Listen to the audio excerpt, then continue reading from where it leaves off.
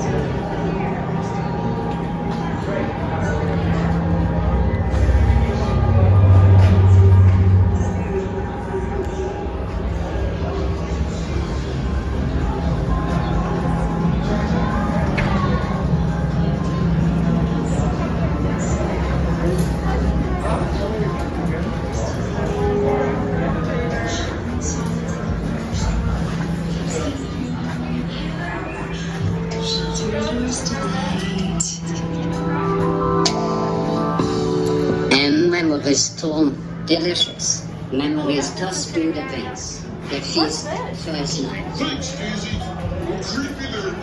We should vote.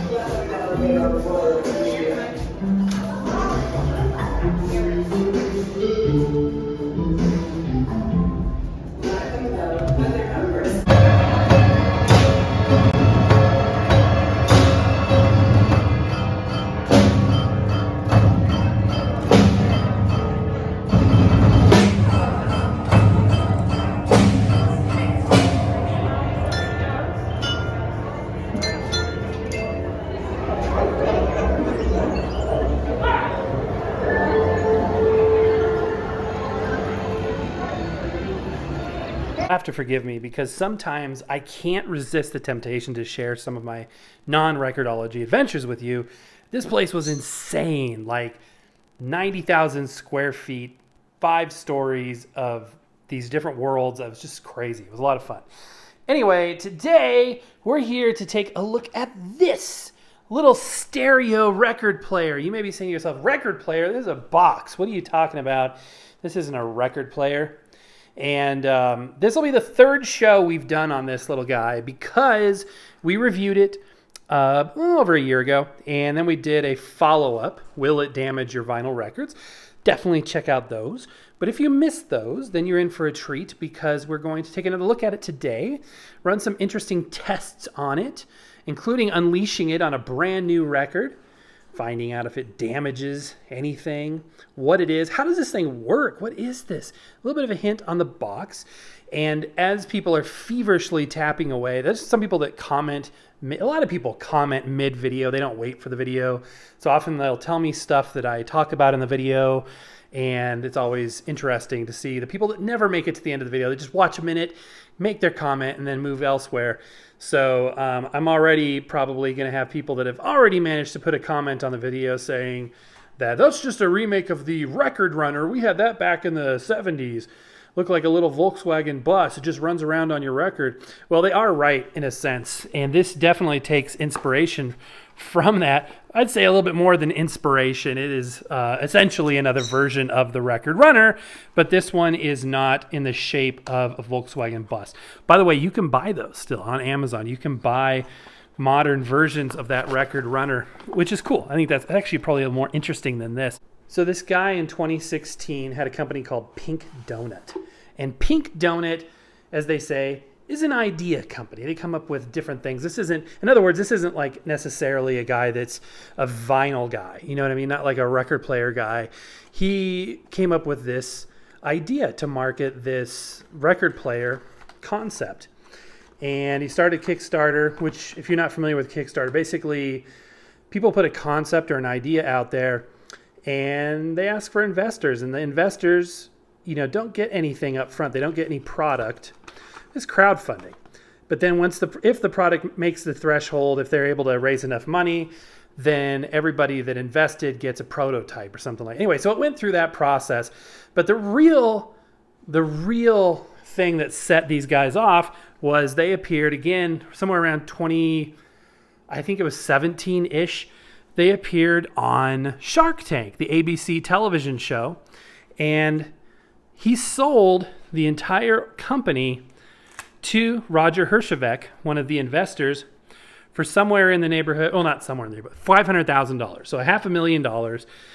Totally sold the company 100% to Roger Hershevek, who then hired him back, six-figure income, to run his own former company and to come up with other ideas. So Pink Donut is still around. RokBlok is still around. Although if you want to buy one of these, by the way, guess how much this costs? $89, okay? Which, this is a novelty. I'm just going to say that on the outset. Even assuming perfect operation as promised kind of thing, it's a novelty. This isn't a, I'm going to throw away, my turntable and this is just going to be what I have now. This is a novelty. This is either somebody who doesn't have a record player and just wants a novelty thing to play records, or they have a record player and they just have some extra money to blow and they want to have a fun gimmick. That's what this is. They sell it as a legitimate, this is a portable record player like none other. You know what I mean? Instead of taking, this giant thing around, you can just take this little block around and, this is your new record player. For those of you that are really scratching your heads on what the heck this is exactly and how it works, stay tuned. You're going to find out all about it. So anyway, yeah, he was able to, sell the company, and they're still selling them today. They're out of stock right now. If you want to get one, I don't think Amazon sells them, but you can go to their website, and I think they're $89, normally $99, and you can order yours as well once they get them back in stock, which they say is going to be early 2022. But it's a fascinating little device. I think it's a fascinating device. I think I paid for mine, I don't know, $30, $40. And I think I paid $40 for this, which is still a lot of money. Get something that's pretty gimmicky. But it's interesting and it's fascinating to me. So essentially it is a bamboo box with MDF and other materials on the inside. There's a little kind of sneak peek in there. It's got a built-in speaker. It does transmit Bluetooth. So, and we'll explain why you would want that in a minute. Let's look. Here's the money shot, guys. Ready? Let's go underneath. There is the money shot. I guess I should do it right side up. So literally this thing drives around on your record to play the music on the record. And this, to me, is, people will write this off as a gimmick, just cheap Chinese junk. And I would just caution people to think for a minute about, this device. It's, yes, it's not something that is going to replace, your high-end record player, but it's not, I really don't think that it should be considered to do such a thing. This is, to me, something fun and extra. What a cool way to introduce kids to records, I think, with this device or something like it. So you'll see two wheels on the left there, a large one at the top and a small one at the bottom. The reason why there are two is because it needs to drive in a circle. So part of the way it does that is through the ratio of the wheel sizes. And there's a pivoting one on the front that's attached to this cartridge right here. And you may be looking at this saying, like, how on earth is this possibly going to work? 2 speeds, by the way. And back here, it's got a volume control, which we might as well turn that up so we can hear it. And there's a sensor down there. There's an LED charge. It's got a rechargeable battery. It's got a micro USB charger. And yeah, that's a ceramic cartridge with a diamond stylus. That is a Chuo-Denshi type of cartridge. And literally, you put this thing on your record. It drives around it, somehow keeping that stylus in the groove without driving off in crazy directions, and plays music off of it. That's phenomenal. That's amazing. I think that's crazy. So one red flag is this needle, which is, yes, this does track heavy. I mean, this is 10 grams. I'm going to say this is probably 10 or 12 grams. So this is beyond the capacity of a vinyl record to withstand any damage. So this will damage your records. That's a little, we're gonna prove it again, but it will damage your records. I'm just gonna say that at the outset. But in addition to the heavy tracking of this cartridge, which really only needs 5 or 6 grams to track, it's pushing, so it's going this way. It's pushing that needle into the groove, not pulling it like it was originally designed. It's pushing that needle forward, which is really, really bizarre. So yeah, that's essentially it. Now I want to point out the thing that most impresses me about this device is the fact that the angle that this is at is based on the curvature of the record, the concentric spiral of the groove. It knows if it's on the outer edge of the record or the inner edge of the record, and it changes its speed accordingly to keep the pitch accurate-ish. Take a minute to consider what that means. The stylus is moving slower over the record at the outset versus the inner part of the record. Because this is not stationary and this is moving and the record is stationary, it has to change the speeds. It has to speed up as it gets closer to the inside of the record. All right, enough babbling. Let's test it out. Now, if you're a curious person, as am I, you will think to yourself, wow, can it go all the way down to a 3-inch record? The answer is no. In fact, I tried it on this record, which was stupid of me, and it was just too tight of a circle, and as you can tell by that scratch up there, it just drove straight off the side, taking some of the vinyl with it. So that was dumb. That was my mistake. Next thing you may be saying is, can it play 78s? How about this Vogue picture disc? This one is yellowing, which is not good. But no, people that are spitting their coffee out right now, please don't play it on there. Okay, here we go. We're going to trigger some people. Ready? Here we go. No, I'm not going to do that. First of all, no, I wouldn't do that because, well, I don't know. A 78, it could handle more tracking weight. The tracking weight wouldn't be a problem. It's only a 2-speed turntable. This being a 78 RPM record means it's never going to be graced with a RokBlok on top of it. So there you go. My previous tests with this device did indicate there was damage done. But this is pretty much a virgin record, although it's kind of dusty, so I'll clean it off here in a second. 12-inch vinyl record, and it will navigate it just fine. And what I think is fascinating is it will also work with a 45 RPM 7-inch record we'll try as well. Plus, kind of an odd record I'm going to try a little bit later on in the video. So, how does this thing actually function? This record is dusty, so I'm going to give it a very light once over.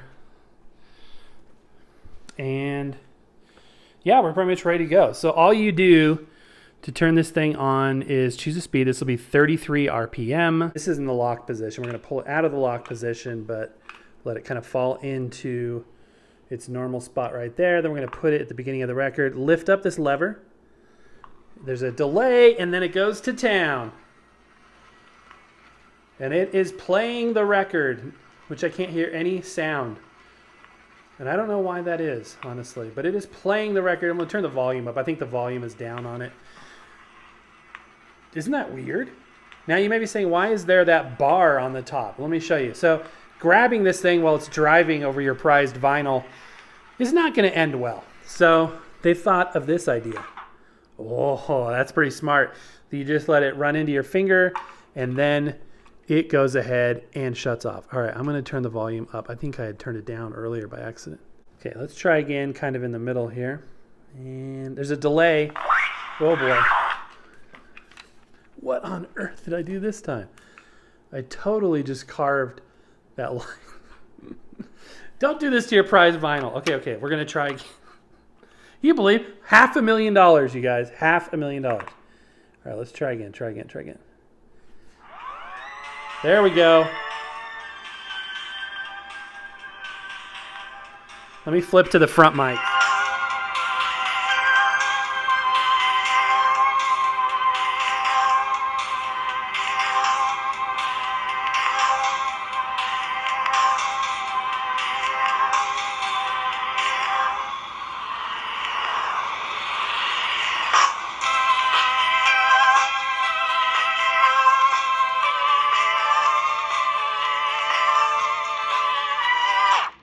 Doesn't sound too good, does it? Doesn't sound too good. Part of what's happening there is something called the Doppler effect. It's the exact. Somebody fought me on this once. They're like, "That's not the Doppler effect. You're completely wrong." What it is it is the Doppler effect. It's when something is in motion, the sound emanating from it, whether it's going away from you or coming towards you, changes in pitch. That's why police sirens sound different when they're coming towards you, and then the pitch changes when they go away from you, if you know what I mean. Same thing's happening here. That's why it transmits Bluetooth. So if you want it not to have that sound problem, I wouldn't even call it an effect, then you don't have to have it do that because it's going to transmit Bluetooth. So we'll try that out in a minute. But my friends, do you see a problem here? Do you see this line? That wasn't there before, okay? That was not there. This band that sent me this record is like, okay, that's it, buddy, you're done. No more records for you. It carves it up. It's just way too heavy. Multiple records, we've confirmed that. So now, and based on if you make any mistake, you'll, additionally carve circles in it like I did right there.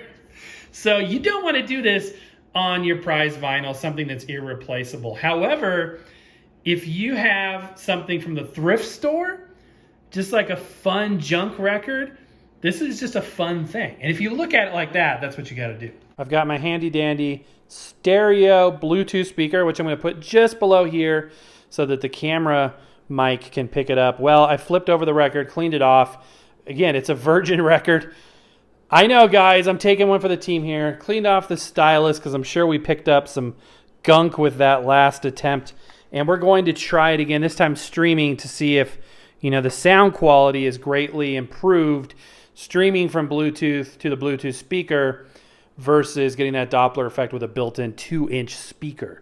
So without further ado, let me take the microphones and swap them out. We're all set. And here we go.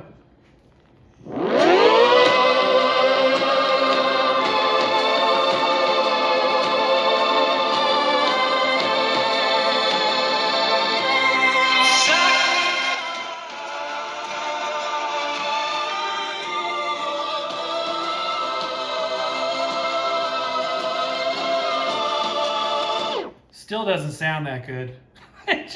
I cannot fathom a scenario that this would be a legitimate record player or one that I would want to put, on good records. So it's really weird. Usually you put a record on a record player. You put this record player on your record.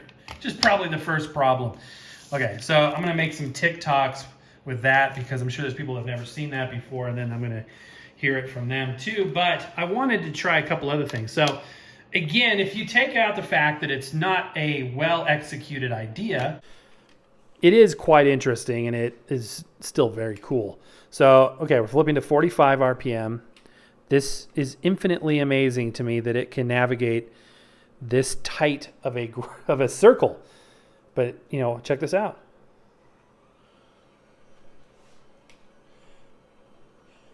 Okay, there's no sound coming out again. Why is it doing that? Well, it doesn't really matter. It doesn't sound good.